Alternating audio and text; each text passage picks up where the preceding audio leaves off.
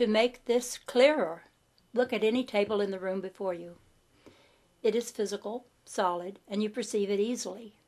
Now for an analogy. Imagine, if you can, that behind the table is another just like it, but not quite as physical, and behind that one another, and another behind that, each one more difficult to perceive, fading into invisibility.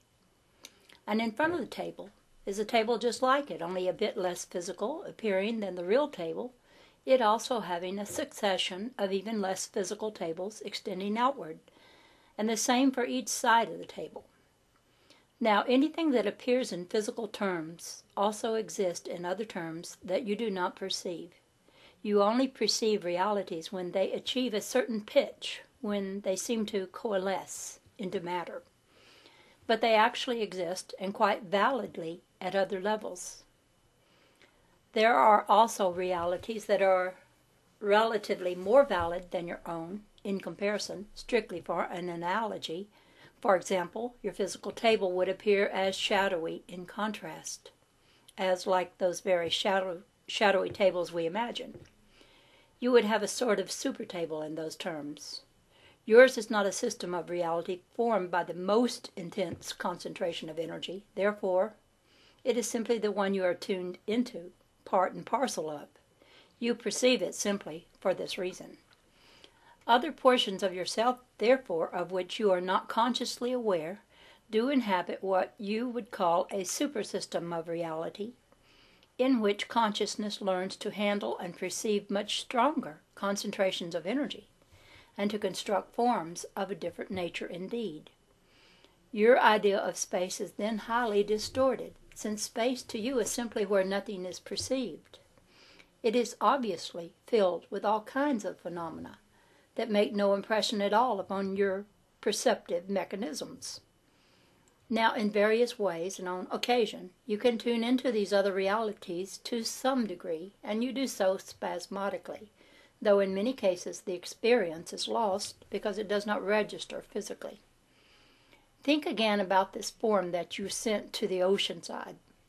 Though it was not equipped with your own physical senses, it was of itself to some extent able to perceive.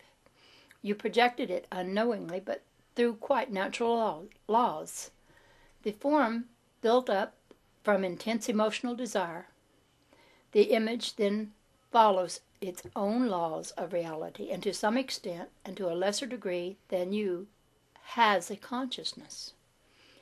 You are using an analogy again sent out by a super self, who strongly desires existence in physical form. You are no puppet of this super self. You will follow your own lines of development, and through means far too difficult to explain here, you add to the experience of the super self, and also then extend the nature of its reality. You also ensure your own development, and you are able to draw upon the abilities of the super self. Nor will you ever be swallowed by the self that in these terms seems so superior. Because you exist, you send out light projections of your own, as mentioned earlier. There is no end to the reality of consciousness, nor the means of its materialization. Nor is there any end to the developments possible for each identity. Let me make it clear once again.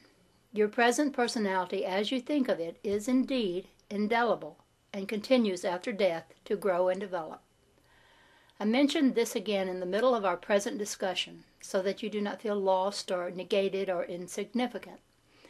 There are obviously an infinite number of gradations in the types and kinds of forms of which we have been speaking. That energy which is projected from our super self, that spark of intense identity that resulted in your physical birth, that unique impetus, in the one way has many similarities to the old concept of the soul, except that it contains only a part of the story.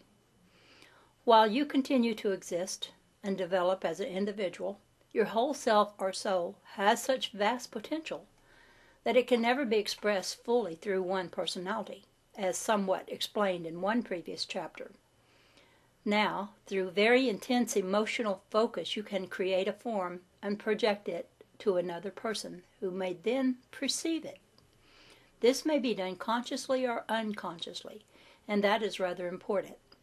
This discussion does not concern the so-called astral form, which is something entirely different.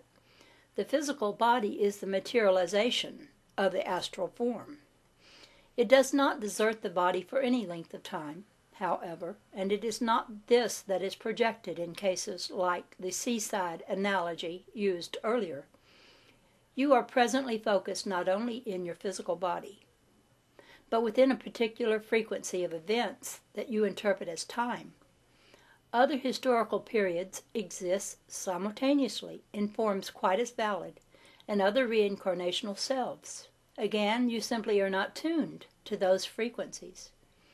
You can know what happened in the past and have histories because according to the rules of the game that you accepted, you believe that the past, but not the future, can be perceived. You could have histories of the future in the present if the rules of the game were different. In other levels of reality, the rules of the game change. After death, in your terms, you are quite free perceptively. The future appears as clearly as the past. Even this is highly complicated, however, for there is not just one past. You accept as real only certain classifications of events and ignore others. We have mentioned events. They are also probable past, therefore, that exist quite outside your comprehension. You choose one particular group of these and latch upon this group of events as the only ones possible, not realizing that you have selected from an infinite variety of past events.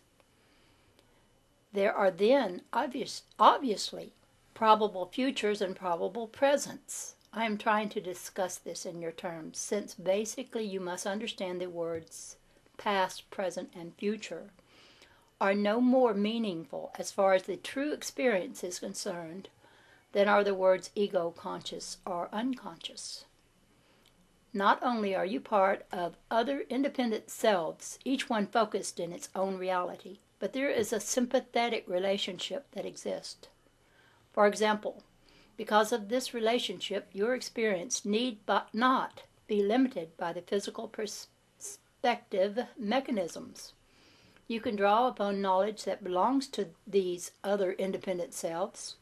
You can learn to focus your attention away from physical reality, to learn new methods of perception that will enable you to enlarge your concept of reality and greatly expand your own experience. It is only because you believe that physical existence is the only valid one that it does not occur to you to look for other realities. Such things as telepathy and clairvoyance can give you hints of other kinds of perception, but you are so involved in a quite definite experience, both while you are normally waking and while you are asleep. The so-called stream of consciousness is simply that one small stream of thoughts, images, and impressions that is part of a much deeper river of consciousness that represents your own far greater existence and experience. You spend all your time examining this one small stream so that you become hypnotized by its flow and entranced by its motion. Simultaneously, these other streams of perception and consciousness go by without your notice, yet they are very much a part of you, and they represent quite valid aspects, events, actions, emotions with which you are also involved in other layers of reality. You are as actively and vividly concerned in these realities as you are in the one in which your main attention is now focused. Now, as you are merely concerned with your physical body and physical self as a rule, you give your attention to the stream of consciousness that seems to deal with it. These other streams of consciousness however, are connected with other self-forms that you do not perceive. The body, in other words, is simply one manifestation of what you are in one reality, but in these other realities you have other forms. You are not divorced from these other streams of consciousness in any basic way, only your focus of attention closes you off from them and from the events in which they are involved. If you think of your stream of consciousness as transparent, however, then you can learn to look through and beneath it to others that lie in other beds of reality.